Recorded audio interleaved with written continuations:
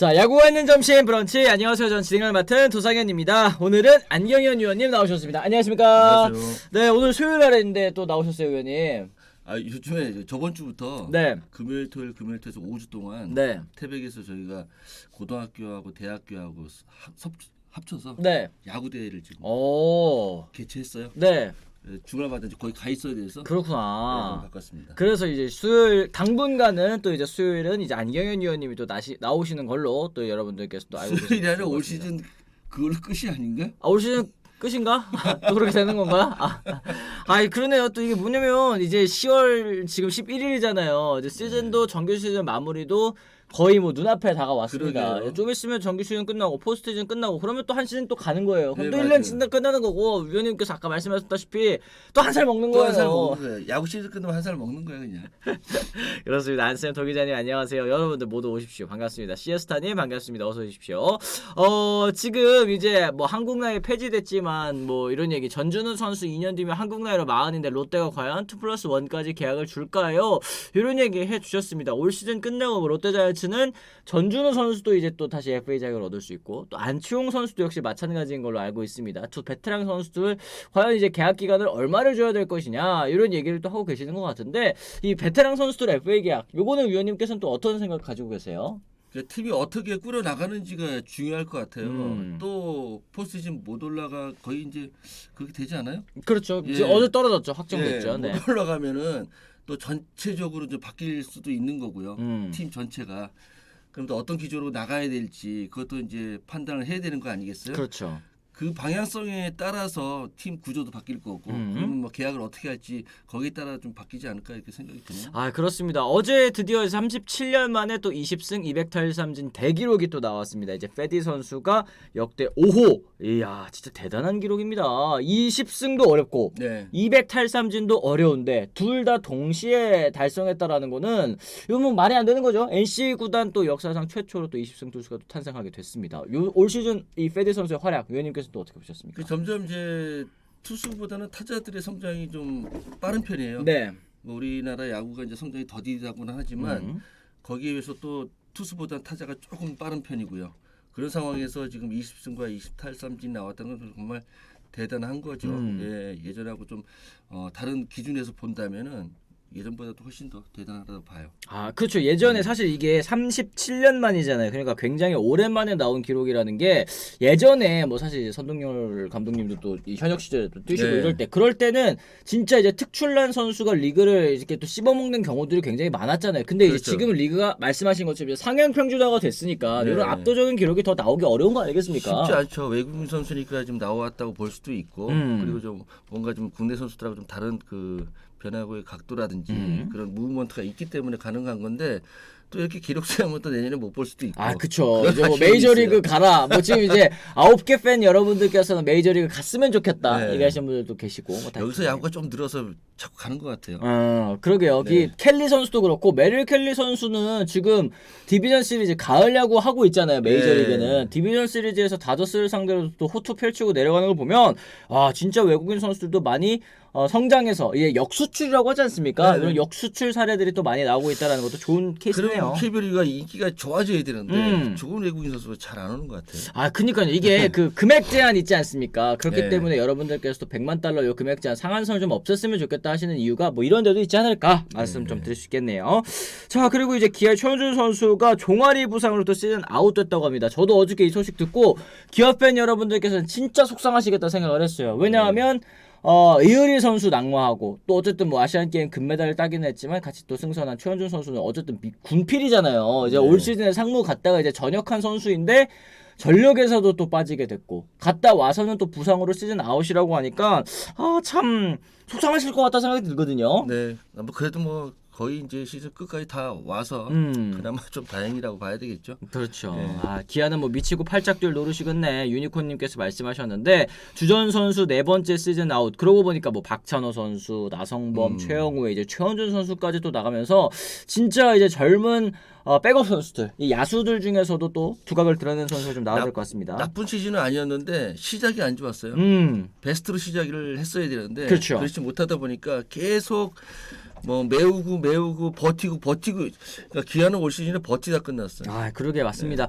세 경기 남겨놓고 6연패라니 4년 연속 꼴찌 독배 앞에 둔 한화 큰일 났습니다. 다롱현 형님 말씀하셨는데 저희도 방송 시작하기 전에 그 얘기 했거든요. 아니 올 시즌에 한화 확실히 좀 달라지고 좋아진 모습 많이 보여줬다 했더니 그래도 또 지금 보니까 순위 보니까 또 최하위고 지난해보다 뭐 10승을 더 거두기는 했습니다만 그게 승수를 많이 쌓는 것도 중요하지만 역시 순위도 또 중요한 거 아니겠습니까? 네, 그렇죠. 뭐 그래요. 뭐 5위까지 못 올라가면은 다 거기라고 하는데 매 시즌 최하위를 하면은 그렇죠. 그것도 좀 사실은 문제가 되거든요. 아무리 좋은 선수를 계속 받을 수 있다고는 하지만 그래도 명예라는 게 있잖아요. 맞습니다. 팀의 명예. 그런 부분 또 여러분들께서 많이 말씀하시는 것 같습니다. 그리고 어제 이정우 선수가 홈 최종전에서 팬들과 또 마지막 인사를 했습니다. 1타수 무안타 뭐 대타로 들어서가지고 한타석만 소화하고 교체가 됐는데 어제 뭐 고척돔의 샌프란시스코 자이언츠의 그 단장이 와서 직접 이정우 선수를 또 보기도 하고 또 팬 여러분들과 또 인사하는 시간을 또 가졌는데 이제 메이저리그 진출이 확정적인 상황입니다. 이정우 선수 뭐 부상 지금 뭐 입었었던 거는 뭐 거의 몸값이라든지 이런 데 영향을 크게 미치지는 않을 것 같고 메이저리그에서도 또 활약이 이어질 수 있을지 또 궁금해하시는 분들 많을 텐데 위원님이 생각하시는 이정우 선수의 또 KBO 리그에서 이 7년 또 어떻게 또 평가를 하십니까? 글쎄 뭐 이런 선수가 또 나올 수 있을까 하는 생각이 들 정도로 처음부터 잘했고 그리고 뭐 내년에 간다면 갈 때까지 굉장히 잘했고요. 다만 이제 부상 후유증을 없애야 되겠고 네. 그 메이저 갈 때까지 준비 과정. 근데 이정우 선수는 지금부터 시즌을 끝났으니까 쉬는 게 아니라 지금부터 이제 메이저 준비를 해야 되는 시점이거든요. 그렇죠, 네. 그 잘해서 KBO 시작과 됨과 동시에 잘했던 것처럼 메이저 가서 잘했으면 좋겠네요. 아, 그러게요. 이게 사실 KBO에 입단한 선수가 가장 빨리 메이저리그에 진출할 수 있는 케이스로도 진출하는 거 아니겠습니까? 네. 뭐 이정우 선수 같은 경우에는 고졸 신인으로 풀타임으로 서비스 타임도 다 채우고 거기다가 뭐 국가대표 갔다 오면서 또 금메달도 목에 걸면서 이제 병역 혜택까지 또 받았고 여러 네. 가지로 생각해봤을 때 이정우 선수만큼이나 또 메이저리그에 또 직행 빠르게 하는 선수는 또 없을 거라는 거 앞으로도 그렇죠. 좀 쉽지 않을 거라는 네. 거 말씀 좀 드릴 수 있겠습니다. 어쨌든 이렇게 저희가 오프닝에서 여러 가지 얘기 한번 나눠봤고요. 저희가 이제 본편 주제 한번 또 소화를 해보면서 얘기 나눠보도록 하겠습니다. 자, 어제 MK스포츠를 통해서 또 보도가 된 내용이었던 것 같습니다. 단독 기사가 또 나왔었는데 삼성 라이온즈가 홍준학 단장을 경질하고 또 그 자리에 이종열 해설위원을 고려하고 있다라는 이제 기사가 또 떴었던 걸로 기억을 하고 있습니다. 2024년 삼성의 큰 소용돌이가 몰아칠 예정인데요. 바로 홍준학 단장이 물러날 예정이라는 것이죠. 새 판짝에 돌입한 삼성 이종열 위원을 신임 단장으로 선임할 것이라는 기사가 나왔습니다. 7년여 동안 구단을 이끈 홍준학 단장 이제 일선에서 물러날 예정이라고 보이는데요. 사실 뭐 7년 동안 뭐 가을 야구 한 차례 또 있기는 했습니다. 2021년이었던 걸로 제가 기억을 하는데 그때 이제 정규 시즌 2위로 가을 야구를 가서 또 이제 플레이오프에서 또 패배를 하면서 3위로 결국은 최종 3위로 마무리를 했었는데 이 또 그동안 성과가 또 나지 않았다라는 게 계속 결정적이었던 것 같습니다. 뭐 예전에 삼성하면 막강한 전력이라는 생각이 딱 떠오르잖아요. 근데 그 시절이 지나도 한참 지났죠. 예전만큼 삼성이 그 후원이라든지 여러 가지가 좀 적다 보니까 네. 그렇게 완벽한 팀을 못 꾸렸어요. 근데 사실은 뭐 단장 혼자서 그걸 다 꾸릴 수는 없는 거잖아요. 뭐 돈을 받아야 꾸리는 거지. 뭐 그런 면을 봤을 때 그래서 뭐 지금 아직 결정은 나지 않았지만 새 단장이 온다면은 그런 점에서 좀 전폭적으로 좀 지지를 해주고 지원 같은 것들 지원도 해주고. 근데 저는 이런 기사가 좀 미리 나온다는 게 난 결정이 난 다음에 나왔으면 좋겠어요. 이거 이제 들어가는 사람도 그렇고 나오는 사람도 그렇고 되게 그 기간 민망하잖아요, 동안에 그죠? 서로 네. 민망해지는 거고 그리고 뭐 미리 막 이름 나오면 또 잘 안 되는 경우도 있고 좀 안 그래도 좀 조용히 있다가 갑자기 확 터뜨렸으면 좋겠어요. 그런 부분은 또 확실히 또 말씀하실 수 있는 그런 포인트인 것 같습니다. 네. 그런데 지금 삼성은 연봉 2등인 팀인데 성적이 왜 이러죠? 연봉 총액 2위 팀인데 또 돈이 없지는 않죠. 그러니까 저도 이제 뭐 제일라이온즈다 이제 삼성 라이온즈가 아니라 제일라이온즈다 이렇게 얘기하시는 분들도 채팅창에 있는데 그래서 이제 매년 뭐 모기업에서 이제 나오는 그 지원금 같은 거 있잖아요. 이제 그런 걸 또 살펴봤을 때 막 그렇게 또 크게 드라마틱하게는 또 안 줄었더라고요. 그 FA 사오는 것도 보면은 뭐 지금 오재일 선수도 또 사왔고, 그런가요? 뭐 오규민 선수도 또 사왔고, 뭐 이런 그 투자에 있어서 좀 FA로 영입한 선수들 중에서 좀 두각을 드러낸 선수는 그동안 뭐 강민호 선수밖에 또 없었다라는 것도 좀 많이 아쉬워하시는 것 같고, 여러모로 좀 선택에 있어서도 아쉬웠던 부분이 많았던 것 같습니다. 예전에 네, 워낙에 맞아요. 지원이 네. 컸다가 지금은 뭐 다른 팀에 비해서 크게 적지도 않고 맞아요. 크게 많지도 않으니까 그래서 아마 그런 건 상대적으로 그렇죠. 그런 그러니까 비교가 되는 것 옛날에는 같아요. 이게 차이가 삼성과 나머지 구단들의 차이가 좀 이만큼 있었다고 한다면 네. 지금은 사실 다른 구단들도 돈 많이 쓰는데 뭐 삼성도 많이 쓴다고 하더라도 이게 예전과 비교해서는 그 격차가 좀 많이 줄어들 수밖에 없는 것 같습니다. 근데 이게 삼성 라이온즈 이 야구단뿐만 아니라 지금 뭐 축구단은 지금 뭐 강등 위기이기도 하고요. 뭐 농구단도 그렇고 뭐 배구단도 그렇고 여러모로 지금 삼성 스포츠단이 전체적으로 좀 투자를 줄여가고 있는 것은 또 사실이기 때문에 이런 삼성 라이온즈의 이 교체 변혁 이런 거는 좀 약간 이례적인 것 같기도 합니다. 그 삼성이 세계적인 기업이다 보니까 네, 다른 거 경쟁할 게 많잖아요. 그렇죠. 그래서 여기서 여기까지 경쟁을 막 하기가 좀 그런가? 그러니까 이제는 이제 스포츠단을 운영하는 그 이유가 사실은 이제 홍보 목적 아니겠습니까? 이 구단의 뭐 이미지를 제고하고 뭐 그런 부분일 텐데 사실 삼성이 이제는 사실 스포츠단을 운영하면서 뭔가 그 어필할 만한 그 포인트들이 사실 좀 줄어들었을 것 같기는 해요. 그래서 이제 그 스포츠단을 다 묶어서 넘기려고 했었다라는 얘기도 예전에는 또 있었었거든요. 뭐 그런 썰은 있더라고요. 네. 근데 그게 또 이루어지지는 또 않았었고 어쨌든 삼성 라이온즈의 올 시즌을 좀 평가를 해봐야 될 것 같습니다. 올 시즌 60승 1무 80패로 리그 8위에 처져 있는 그런 상황. 박진만 감독 선임으로 야심차게 출발한 시즌이었고 또 기대치도 좀 높았습니다만 시즌 내내 하위권에 허덕이면서 실망스러운 성적으로 시즌 마무리 앞두고 있습니다. 올 시즌 중반부터 구단 수뇌부에 대한 책임론이 거세졌고 지금 채팅창에도 뭐 하위권이어도 단장만 바뀐다면 만족한다라는 이제 얘기하시는 분들 좀 있으신 것 같아요. 올 시즌 삼성 좀 어떠셨습니까, 위원님? 쭉쭉 보셨을 때요. 그래서 뭐 기대도 컸고 음. 그리고 또 박진만 감독이 그 연습도 좀 예전과 다르게 좀 이렇게 빡세게 시켰죠. 뭐 그러면서 이제 부활을 노렸는데 네. 한 시즌 그렇게 준비한다고 해서 그 전체적인 팀이 올라가는 건 아니에요. 그게 이제 조금씩 쌓이면서 올라가는 건데 그래서 한 시즌에서 사실 뭐 못 올라가는 거는 뭐 6이나 뭐 10이나 똑같은 건데 네. 한 시즌 가지고 이렇게 평가하기 좀 어렵죠. 너무 좀 박해요. 그리고 또 그래서 단장이 바뀌는 것도 바뀌는 거지만 팀 전체적인 그런 레벨이 올라가야 돼요. 네. 예, 그걸 좀 천천히 뿌려 나가야지 누가 하나 바뀐다고 잘 되고 누가 하나 바뀐다고 못 되고 그러지는 않거든요. 그러니까 단장 하나만 바뀌어서는 이제 뭐 드라마틱한 변화가 있을 수는 없을 것 같고. 단장이 바뀌어서 만약 갔어요. 네. 그 단장이나 뭐 여러 가지 이제 그 직책으로 내려가는 사람들 있잖아요. 이 사람들은 사실은 거기 토백이가 아니에요. 네. 어떻게 보면 뜨내기 손님인가 똑같은 거예요. 음. 그렇기 때문에 이 단장이라든지 뭐 사장으로 가는 사람들이 그 프론트를 어떻게 장악하고 어떻게 꾸려가 나가고 그리고 또 어떻게 이끌어가느냐 이게 중요한 거거든요. 내 사람으로 만들어서 내가 여기를 다 통솔할 수 있느냐 없느냐 그거 굉장히 중요한 거예요. 그런데 이제 뭐 손님처럼 왔다 가고 그리고 그렇죠. 또 거기 내부에 있는 사람들이 저 사람은 뭐 왔다 갈 사람이니까 이런 생각을 가지면은 절대 누가 온다고 해서 좋아지질 않거든요. 그러니까 이게 본사에서 파견 나온다라는 얘기가 있잖아요. 또 네. 이제 야구단 같은 경우에 이제 한직이다, 혹은 이제 뭐 귀향이다, 뭐 이런 얘기까지도 과거에는 있었었는데 그런 마인드로 이제 접근하는 분들이 좀 이제는 더 이상 단장을 하면 안 되겠다는 거. 그 두산이 잘 되는 이유가요. 네. 두산 단장님은 김태형 관장. 네, 김태형 단장은 진짜 오래 하셨죠. 매니저부터 하셨어요. 뭐 제가 선수 때 매니저였어요. 그러다가 계속 성장하고 단장이 됐어요. 그러니까 이 그 프런트의 결속력이 굉장히 대단한 팀이에요. 아하. 그런 점을 생각을 해요. 누가 엄청난 사람이어서 단장을 해서 뭐 돈을 다른 팀에 비해서 두세 배 쓴다면 모를까.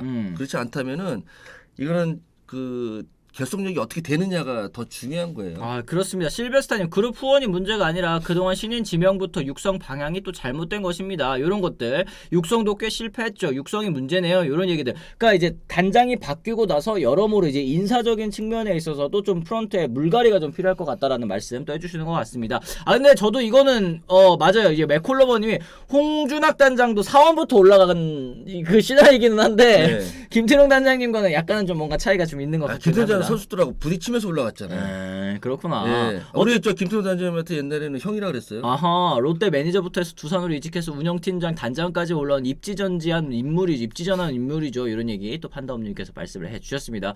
삼성 프런트는 또 7년 동안 결속력 뭐 이런 얘기 JM 성님께서 또 의문을 제기하시기도 했는데 어쨌든 그렇습니다. 새 단장 후보로는 이제 이종열 신임 단장이 이 한말평에 오르고 있습니다. 하지만 현재 구단 임원진이 관련 내용을 진행하고 있기에 구단 차원에서 공식적으로는 드릴 말씀이 없다라고 얘기를 했는데 이종열 위원 안경현 의원님께서 알고 계시는 이종현 의원 어떤 인물이신지 또 간단하게 좀 알 수 있을까요? 되게 스마트하죠. 스마트하고 또 뭔가 좀 그 깔끔한 이미지, 네. 뭐 그런 거 있기 때문에 어디 가서든 뭐 다 잘할 거예요. 그리고 자기 그 가지고 있는 그런 레퍼런스도 있고 네. 여러 가지로 봤을 때 뭐 단장을 한다면 잘할 거예요. 그래서 저는 단장을 누가 그러니까 그런 거 있잖아요. 뭐 감독을 잘못 뽑았네, 단장을 잘못 뽑았네 그런 건 없어요. 그 사람 가서 어떻게 하느냐가 중요한 거지. 아직 시작도 안 했는데 잘못 뽑았다고 얘기할 수는 없잖아요. 그렇죠. 네. 그런 거예요. 근데 이종효 감독 단장이 만약에 된다면은 가서 이 프런트들하고 어떻게 융화가 되는지가 중요해요. 원래 이제 그 프론트에 보면은 뭐 마케팅 팀도 있고 그리고 또 현장 그것도 있고 여러 가지 부서가 있잖아요. 다 독립적으로 본인들이 일을 해야 되겠지만 그래도 전체적인 프론트의 그 장은 단장이거든요. 그렇죠. 이 단장이 갔을 때 이 각 부서가 이 단장하고 어떻게 또 소통을 하느냐 이거 굉장히 중요한 거예요. 그 소통 없으면은 따로따로 놀면은 누가 가도 힘들어요. 아 그렇습니다. 네 한현웅님 해설하실 때 봤을 때는 정말 해박하고 또 겸손해 보이셨어요. 이런 얘기하셨고 90년대부터 노트북 들고 다니면서 공부하신 분이랍니다. 이종열 위원 세라피모님께서 말씀하셨습니다. 저도 이제 해설위원 하실 때 굉장히 좀 뭔가 이 최신 이론이라든지 이런 것들도 잘 알고 계시고 그거를 또 이제 접목하는 데 있어서 해설에 접목하는 데 있어서 되게 유연하게 적용을 하신다라는 생각을 들었었는데 이게 어쨌든 구단 운영하는 데 있어서도 좀 도움이 될 그러니까 공부하는 단장, 요게 요즘 좀 트렌드잖아요. 공부하는 야구인, 요게 좀 트렌드인 것 같습니다, 위원님. 근데 공부한 거를 프론트에 들어가서 그거를 퍼뜨릴 수 있어야 되잖아요. 그렇죠. 근데 안 받아주면은 그 공부 100년에도 소용없는 거 아니에요. 내가 공부를 이만큼 했으니까 이 팀에다 이만큼 갖다가 넣어보겠다고 마음을 가지고 들어갔는데 네. 이만큼을 가져가는데 이게 딱 튀어져 나오면은 그 공부가 그럼 어떡할 거예요. 그래서 그렇죠. 딱 단장으로 선임을 하거나 단장님 됐으면 그때는 프론트도 거기 도와줘야 돼요. 그렇죠. 일단은 또 하나가 되어야 된다라는 말씀을 계속 해주시는 것 같습니다.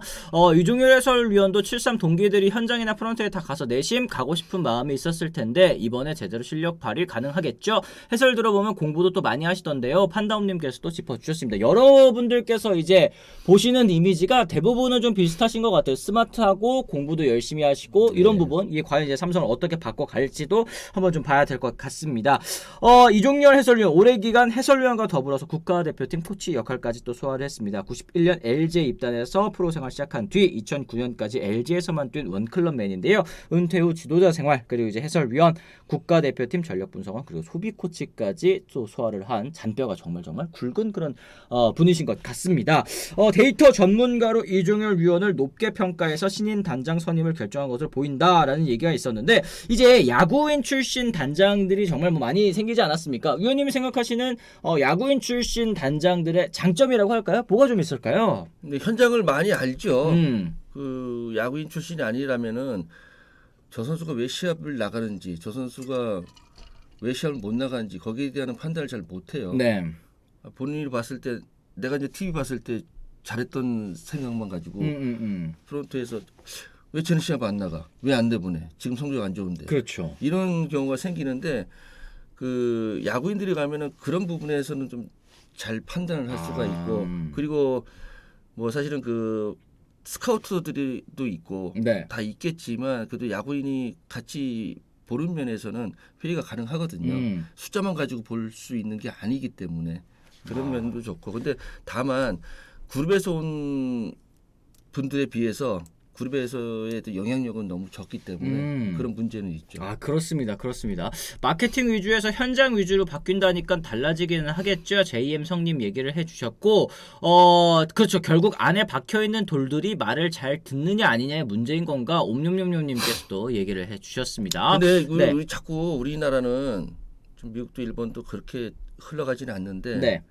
전력 분석과 데이터만 너무 신봉하고 있어요. 음. 중요한 거는 메커니즘을 더 좋게 발전시키는 게 야구의 발전이 되는 건데 그렇죠. 데이터하고 전력 분석은 두 번째, 세 번째거든요. 그렇죠. 이게 그 약간 나중에 보조하는 느낌으로. 나중에 끝나고 나서 이게 문제였구나 하는 거를 아는 거지 야구를 발전시키는 메커니즘 쪽이에요. 그래서 뭐 사실은 이거는 뭐 그 나중에 얘기였는데 전력 분석을 우리 대만에 졌잖아요 첫날. 네. 전력 분석 안 했어요? 아, 했겠죠. 엄청나게 했죠. 네. 근데 타석에 들어가서 눈으로 보지 않으면 초구부터 안 나가잖아요. 그러니까 눈으로 봐야지만 전력 분석이 되는 거예요. 아무리 많은 얘는 뭐 이걸 던지고 저걸 던지고 이게 많고 저게 적고 아무 소용 없거든요. 네. 전력 분석을 정말 100% 선수들에게 인지시키려면요. 이 카운트에서 202와 100%야. 이러면 선수들이 그걸 믿고 들어가요. 그렇죠. 근데 100%가 어디 있습니까? 없잖아요. 사실. 네. 그래서 타석에 들어가서 봐야지만 그 이 공에 대해서 느끼잖아요. 두 번째, 세 번째까지 잘 안 돼요. 그래서 그 똑같은 투수하고 대만에서 붙었잖아요. 네. 수아테 초반에 못 쳤잖아요. 못 친 게 아니라 공을 보다 보는 보니까 거구나. 카운터 계속 밀리잖아요. 근데 그 다음에 두 번째 경기에서는 초구부터 치고 나가잖아요. 그러다 보니까 그 대만 투수도 던질 공이 없으니까 혼자 헤매다가 우리가 이제 이겼는데 그 처음은 그 제일 중요한 거는 경기에 첫 대면했을 때 네. 이 투수의 공을 칠 수 있는 메커니즘을 더 잘 만드는 거예요. 그게 야구의 그 사실 수준이거든요. 네. 그리고 또 투수 같은 경우도 이 타자는 빠른 볼만 노리기 때문에 몸쪽에 높게 던져주고 슬라이더로 카운트 잡고 또 몸쪽에 깊게 넣고 슬라이더 카운트 잡고 이래서 경기를 풀어가면 좋다. 그런데 몸쪽에 던졌는데 몸에 맞히고 네. 몸쪽에 볼 됐어도 잘 던졌어. 근데 슬라이더 던져 볼 되고 그럼 투볼 되는 거예요.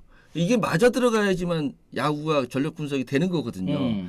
그게 이제 유일하게 됐던 게 SK였고 SK 투수들의 공이 막 엄청나게 빠르진 않았거든요. 네. 근데 그런 그 운영을 할 수 있었고 지금 LG가 그렇게 되는 거고 이거부터 해야지 매일 무슨 그 분석을 하고 그리고 또 숫자를 나열하고 이거는 다음 문제거든요. 그러니까 데이터도 좋지만 일단은 좀 현장에서 선수들이 또 느끼는 그런 데이터. 그 실력 향상을 위한 그런 메커니즘을 만들어가는 게 1번이에요. 2번 그리고 세이버 매트리스는 구단이 하는 거고 구단에서 선수 평가 나중에 연봉 그리고 또 이 선수 잡아야 될지 말아야지 네. 이거예요. 근데 그런 걸 좀 순서를 조금 나눴으면 좋겠고 어떤 게 1번인지 그걸 알았으면 좋겠어요. 알겠습니다. 단장 얘기하는데 갑자기 저희 얘기하다 보니까 데이터 이번에 네. 저기 아시안 게임 때문에 위원님도 또 한 말씀 또 하시는 거구나. 하고 싶었어요. 아, 그렇습니다. 네. 어쨌든 지금 보면 댓글에 공부하는 감독 최원호 감독도 해설할 때 스마트하고 공부하는 느낌이었죠. 또 손혁도 학구파인데 모르는 얘기. 이게 또 진짜 공부할 때랑 또 그다음에 현장에 직접 이제 투입이 돼가지고 실전을 겪어볼 때랑은 또 차이가 좀 있을 것 같습니다. 여러모로. 감독하고 단장은 공부 열심히 했어요. 근데 선수가 거기 못 따라주면 못하는 거예요. 공부 열심히 해서 자 이런 방향으로 연습해서 이런 방향으로 가면은 이길 거야. 네. 근데 선수는 다른 방향으로 가고 있어요. 나는 그 이론보다 이 이론이 좋아요. 나는 홈런을 많이 쳐서 연봉을 많이 받고 싶은데 엎버스윙을 해야 돼요. 근데 그거 하다가 지금 혼자 헤매는 선수들 엄청 많아요. 많겠죠. 네. 감독이나 코치는 이런 공부를 했기 때문에 이런 방향으로 가야 되는데 딴 데로 가고 있으니 그러니까 지금 야구가 안 느는 팀이 꽤 많은 거예요. 그렇습니다. 이런 부분은 좀 잘 접목을 잘 시킬 필요가 일단은 좀 있을 것 같아요. 선수와 같이 가야 된다라는 거 얘기를 좀 해주시는 것 같습니다. 자, 어쨌든 뭐 저희가 댓글도 좀 잠깐 소화를 해보면서 다음 주제 한번 준비를 해보도록 하겠는데요. 지금 이강철 감독 연장 계약 소식이 또 나온 것 같습니다. 이강철 감독과 KT 3년 24억의 연장 계약을 또 체결을 했다라는 얘기 지금 바로바로 이제 댓글로 나왔는데 계약 기간 3년 내년입니다. 2026 시즌까지 이제 연장이 됐고 계약금 6억에 연봉 6억 원, 총액 24억 원인데요. 뭐 이거는 어떻게 보면 좀 당연한 일인 것 같습니다. 올 시즌 사실 시작하기 전에 뭐 이강철 감독 WBC 가가지고 또 분위기도 좀 안 좋았고 또 시즌 시작하고 나서 KT도 하위권에서 출발을 했는데 결국에는 지금 플레이오프를 확정 짓지 않았습니까? 지금 2위 거의 유력한 그런 상황인데 이강철 감독의 이 연장 계약 뭐 당연한 거라고 저는 개인적으로 생각이 들거든요. 네. 왜 어떠세요? 무슨 다 해놓고 뭐 다 얘기해놓고 당연한 거 맞아요. 네. 아니 뭐 대표팀이야 내 선수들도 아니고 강압적으로 뭔가 만들어갈 수도 없고 그렇죠. 그리고 여러 가지 좀 제약이 있잖아요. 근데 내 팀은 내가 잘 알고 그리고 처음에 하위권이라도 그 정도 만들어놓은 그 멤버들이 있으니까 충분히 가능한 거거든요. 근데 좋은 멤버를 가지고도 뭐 계속 처음에 하위권 시작하면 끝까지 하위권 가는 팀이 있어요. 그렇죠. 그런 감독도 있고 근데 뭐 이강철 감독은 어느 정도 그 팀을 만들어놨기 때문에 그 팀을 또 만든 팀을 잘 끌고 갔잖아요. 충분히 재계약할 만한 그런 감독이죠. 아 그렇습니다. 하위권에서 2등 확정까지 정말 대단합니다. 드라마틱한 시즌이었죠. 다랑현 형님 말씀하셨고 이게 지금 시기적으로 좀 힘 실어주는 그런 것 같다라는 얘기까지도 또 해주시는 것 같습니다. 힘 실어주는 발표 시기 JM 성님 말씀하셨는데 어제 또 이제 KT가 플레이오프를 직행 확정했거든요. 네, 그 발표 시점 너무 잘 나온 게요. 네. 이거 이제 시즌 끝날 때까지 발표 안 해주면은 감독 입장에서도 그 플레이오프나 우승을 하기 위해서 무리를 한다고. 아 가을 야구에서 또 네. 이렇게 좀 안 하던 기용을 안 하고 하던 기용하고 안 하던 작전 쓰고 안 하던 거 막 하려고 그러거든요. 네. 그러다 보면은 좋은 멤버 만들어 놓고 그리고 좋은 그 시즌 만들어 놓고 마지막에 안 되는 경우가 있어요. 이 시점이 너무 좋네요. 아 그렇습니다. 어쨌든 KT가 가장 지금 LG를 위협할 만한 그런 팀이라는 거는 많은 분들께서 동의를 하실 것 같은데 이강철 감독이 과연 이 가을 야구에서도 어떤 모습을 보여줄지 저희가 한번 좀 지켜보도록 하겠습니다. 세 경기만 남은 한화에게 반등이 있을까요? 서영찬님도 질문하셨는데 저희가 아까 말씀드렸잖아요. 아 이거 남은 세 경기에서 이거 어떻게 되느냐에 따라서 이제 순위 꼴찌도 바뀌겠네 이런 말씀하셨는데 지금 삼성이 8위 그리고 키움이 9위 한화가 또 꼴찌입니다. 근데 이 세 팀의 게임 차는 이제 한 게임 안에 이제 세 팀이 또 몰려 있는 그런 상황인데 위원님 어떻게 보세요? 아, 또 지금 얘기하기도 그렇다. 이거 꼴찌 면하기 위해서 뭘 해야 된다거나 뭐 이런 얘기하기가 좀 그렇네요. 그렇죠. 이거 너무 또 촘촘하기도 하고 사실 뭐 남은 세 경기 승패 뭐 왔다 갔다 하는 거야 뭐 어쩔 수 없는 거 아니겠습니까? 이게 뭐가 중요해? 무엇이 중요한데? 아니 그냥 좀 네. 뭔가 좀 그 발전적인 얘기가 좀 나왔으면 좋겠어요. 키움도 그렇고 하나도 그렇고 뭐 감독이 열심히 하고 감독이 뭐 공부 열심히 해도 선수들이 거기에 못 묻혀주면 그리고 네. 프런트가 그만큼 지원 못 해주면 엄청난 외국인 선수 데리고 와야죠 뭐. 그렇습니다. 네. 올 시즌은 진짜 외국인 선수 실패가 가장 큰 것 같아요. 아니 뭐 특히 외국인 지금부터 타자죠. 저기 그죠? 윈터리그 가서 뭐 발품 팔아서 네. 어디 구석에 있는 선수라도 찾아와야죠. 맞습니다. 그게 난 중요하다고 생각을 해요. 단장은 야구장에 없어도 돼요. 굳이 단장실에 앉아서 야구 보는 것보다는 어디 가서 구석에 그 야구 잘하는 그런 선수들 어디서 찾아오는 게 단장의 역할이거든요. 그렇습니다. 결국에는 뭐 오그레디부터 윌리엄스까지 좀 아쉬운 모습을 많이 보여줬기 때문에 좀 치고 올라갈 수 있을 때의 그 원동력을 좀 받지 못했던 게 올 시즌 하나의 가장 큰 아쉬움이 아닌가 싶습니다.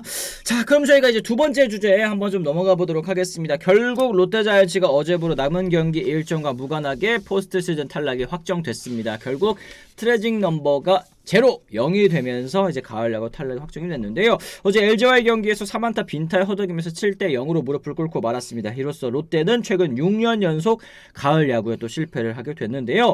2013 시즌부터 올해까지 무려 11시즌 가운데 포스트 시즌 진출 성공한 게 2017년 딱 한 번밖에는 없었습니다. 현재 KBO 리그 10개 구단 가운데 가장 마지막으로 포스트 시즌을 경험한 구단이 이제 롯데라고 할 수 있을 것 같은데 하나는 또 2018년에 가을 야구를 또 맛봤죠. 올 시즌은 근데 FA 선수들도 많이 영입을 하고 또 뎁스적인 측면에서도 많이 보강을 하면서 반드시 가을 야구 가겠다라는 의지가 시즌 전부터 좀 느껴졌었어요. 네. 뭐 그런데 성장이 없었잖아요. FA로 온 선수들을 나름 뭐 괜찮은 선수도 있었고 아예 또 경기도 못 나오는 선수도 있었어요. 네. 근데 기존에 있는 선수들이 성장하면서 FA 선수들이 거기에서 같이 그 활약을 치고 올라갔어야 해줘야 되는 게 되는데, 그게 이제 팀이 잘 되는 거잖아요. 그렇죠. 근데 기존 선수들 성장 없이 지금 뭐 FA 선수만 가지고 FA 선수 뭐 그렇다고 뭐 5-6명씩 데리고 온 건 아니잖아요. 그렇죠. 한두 명 뭐 3명까지 그 기존에 있던 선수 또 계속 잡아둔 거 그밖에 없는데 거기서 뭐 큰 투자를 했다거나 크게 뭔가 전력이 바뀐 건 아니에요. 네. 저는 크게 전력이 바뀌었다고 생각을 하진 않거든요. 그쵸. 뭐 유강남 선수가 4년에 80억, 노진혁 선수가 4년에 50억, 그리고 한효진 선수 3+1년에다가 40억으로 FA 계약, 이제 프리에이전트 3총사를 줄줄이 영입하면서 외부 FA 영입에만 무려 170억을 썼습니다. 그리고 이제 박세웅 선수와도 장기 계약 맺었던 거 5년에 90억이었는데 올해는 다를 것 같은 모습이 시즌 중반까지 5월, 6월까지는 그래도 있었습니다만 그 이후에 갑자기 또 이제 롯데가 확 떨어지는 모습이 나왔거든요. 네. 근데 뭐 노진혁 선수도 뭐 경기 잘 못 나왔고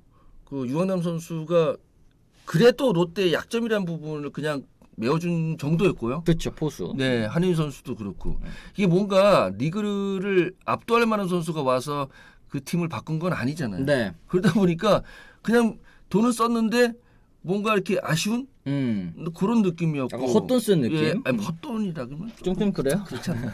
그래도 뭐 조금 이렇게 효과는 봤잖아요. 조금 맞다 조금. 네. 그러니까 가성비가 없었던 거죠. 아 가성비가 조금 예. 떨어졌다. 막 이만큼 써놓고 요만큼 효과 봤으니까 네. 가성비가 떨어져서 쓴 만큼 못했죠. 아 그렇습니다. 네. 롯데갈매기 TV님 2,000원 고맙습니다. 감사합니다. KT전에서 3승 13패 했는데 여기서 반타작 했다면 어땠을까요? 얘기를 하셨는데 16경기에서 반타작이면 8승이잖아요. 그러면 이제 5승을 더했다라는 건데 여기에서 5승 더해도 근데 가을형 못 가네요. 반타작으로는 조금 안 될 것 같습니다. 조금 더 잘해줘야 되는 것 같은데 어쨌든 말씀하신 것처럼 시즌 초에 롯데 기세 상대팀으로서 무섭기는 했다 이런 얘기 하셨습니다. 4월에 1위 포함해서 정규 시즌 34경기 치는 시점까지는 1위였거든요. 1위를 달렸었는데 그 이후에 순식간에 추락하고 말았습니다. 투타 불균형과 함께 6월 말 코치진 사이에 또 내홍이 또 있었고 7월 말에는 6위 이후에는 한 번도 5위권에 또 등극하지는 못했습니다. 이게 갑작스러운 하락세가 찾아온 이유가 있을 것 같습니다. 위원님께서 보시는 롯데 하락세 원인 어떤 게 좀 있을까요? 못 던지고 못 쳤죠. 투타 불균형. 예, 한동희 선수도 성장 못했고 그러다 보니까 주축 선수들이 뭔가 이렇게 시즌을 딱 쥐고 끌고 가야 되는데 네. 그런 선수가 이제 눈에 안 보였던 거죠. 그리고 이제 뭐 코칭 스텝의 변화도 있었고 그래서 뭐 특별하게 근데 저 시즌 전부터 뭔가 확 그 눈에 띄는 그런 전력의 변화는 없었어요. 네. 예. 그래서 뭐 매년 기대주만 가지고 기대주가 성장을 해서 주축이 돼야 되는데 기대주가 성장하다가 말았잖아요. 예, 그게 좀 아쉬운 거죠. 아, 그러니까 결국에는 저는 한동인 선수의 그 부진이 가장 큰 원인 중에 하나가 아니었나라는 생각이 좀 듭니다. 그래도 그 사이에서 안건수 선수도 가능성 좀 보여줬고. 아 근데 외국 선수가 막 엄청나게 뭐 퍼포먼스를 보여줘서 우리 선수가 따라가는 것도 아니었고. 그렇죠. 이제 사실 스트레일리, 반즈 두 선수 반즈는 이제 후반기에 이제 정신을 차리고 이제 좋은 모습 보여줬고 또 대체 외국인으로 들어 윌커슨 선수도 너무너무 잘해줬지만 스트레일리의 교체 시기가 좀 너무 늦었다라는 거. 그리고 네. 이제 외국인 선수죠. 이제 렉스 선수로 교체하고 데려온 구드롬 선수가 완전히 낙제점이었다라는 거. 이런 것까지 여러 가지 좀 포인트가 좀 있었던 것 같습니다. 롯데 올 시즌 좀 위원님께서 평가를 해주시면 좋을 것 같네요. 뭐 가성비 없는 돈을 좀 썼죠. 차라리 그 돈이 선수들 보너스로 왔으면 더 눈에 불을 켜고 했겠다. 그런 건 있더라고요. 네. 예전에 아주 오래전에 이길 수 있으려나 하는데 그 힘이 크더라고요. 삼성도 그래서 잘했고. 아, 그렇죠. 팀 유일한 3할 타자의 두 자릿수 홈런을 기록한 게 이제 전준우 선수. 그리고 또 전준우와 안치홍 두 선수가 대부분의 타격 지표에서 상위권을 기록하고 있다라는 게 지금 롯데의 현주소를 좀 보여주는 게 아닌가라는 생각이 좀 들고요. 그러니까 좀 한동이나 그 이런 선수들이 앞에서 치고 나가고 그 다음에 이제 전준우나 안치홍 선수가 뒤에 딱 받쳐주는 느낌이 있어야 돼요. 그렇죠. 예, 그게 없으니까. 올라가려다 떨어지고 맨날 그런 거죠. 아, 그러게요. 맞습니다. 롯데 팬들이 자랑하는 기대주들 윤동희, 김민석 두 선수의 WR 1위 안 돼요. 물론 이 선수도 정말 성장한 모습 많이 보여줬고 또 많이 보탬이 됐습니다만 아직까지 이 선수들이 핵심이라고 부르기에는 너무 이제 어린 선수들 아니겠습니까? 그렇죠. 이런 선수들한테 미래를 맡기면 안 되잖아요. 그 주전이 100% 됐다고 말하기도 그래요. 음. 뭐가 좀 아직 있는 게 아니잖아요. 그렇죠. 대체 불가가 아니잖아요. 어느 팀이가 대체 불가 선수가 많아야 되죠. 맞습니다. 결국 롯데의 비시즌 지상 과제는 내실 다지기입니다. MHJ님께서 말씀을 하셨는데 결국 서튼 감독 8월 건강 문제로 자리 비웠고 스스로 감독 자리에서 물러났습니다. 성민규 단장 역시 재임 기간 4년 동안 연속으로 포스트 시즌 진출 실패하면서 입지가 또 좁아지게 됐고요. 선당장이 성임한 2명의 감독, 허문의 감독, 서튼 감독 모두 성적을 내지 못하고 자리에서 물러나게 됐습니다. 단장도 요즘 뭐 이제 댓글에서 나오는 거 이제 성민규 단장도 교체해야 되는 거 아니냐 이런 얘기가 좀 있습니다. 요거 이제 좀 책임을 좀 져야 되는 거 아니냐 이런 얘기인 것 같아요. 글쎄요, 뭐 본인 스스로 책임지는 사람 많지 않잖아요. 네, 뭐 그거 그렇죠. 내보내야지 나가는 거죠. 네.